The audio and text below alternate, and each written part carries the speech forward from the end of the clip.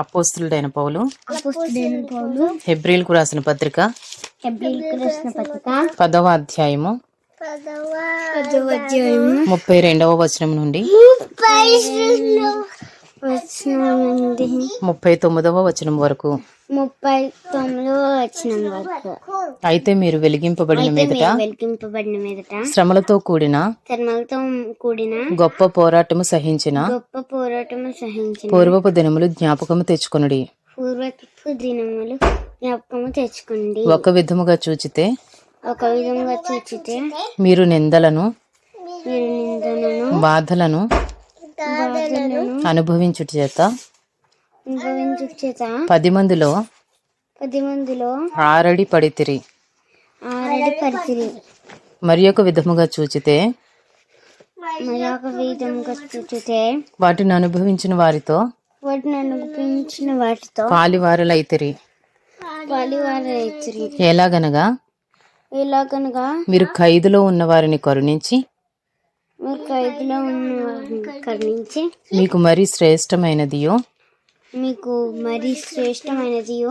స్థిరమైనదియోనైనా స్వాస్థ్యమున్నదని ఎరిగి మీ ఆస్తి కోల్పోవుటకు సంతోషముగా ఒప్పుకుంటిరి. కాబట్టి మీ ధైర్యమును విడిచిపెట్టకుడి. దానికి ప్రతిఫలముగా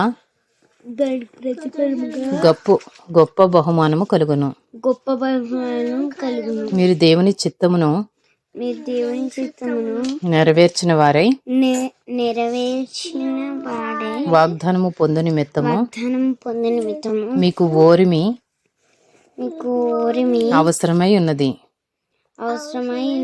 ఇక కాలము బహు కొంచెముగా ఉన్నది. వచ్చుచున్నవాడు ఆలస్యము చేయక వచ్చును. నా ఎదుట నీతిమంతుడైన వాడు విశ్వాస మూలముగా జీవించును గాని అతడు వెనుక తీసిన ఎడల అతని యందు నా ఆత్మకు సంతోషం ఉండదు.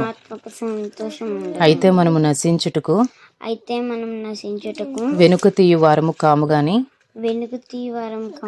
ఆత్మను రక్షించుకొనుటకు విశ్వాసము కలిగిన వారమై ఉన్నాము. Hebrews chapter 10 32 to 39. But recall the former days when after you were enlightened you endured a hard struggle with sufferings. Sometimes being publicly exposed to reproach and affliction, and sometimes being partners with those so treated. For you had compassion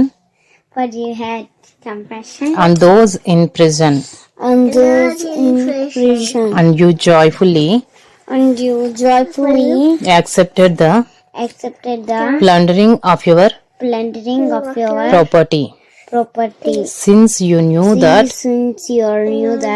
you yourselves had a better possession and an abiding one. Therefore do not throw away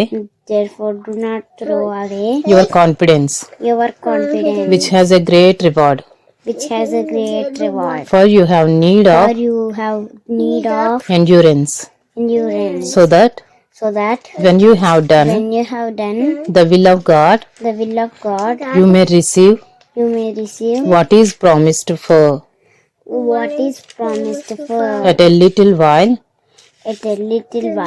and the coming one will come and will not delay. But my righteous one shall live by faith, and if he shrinks back, my soul has no pleasure in him. no pressure in him. But we are not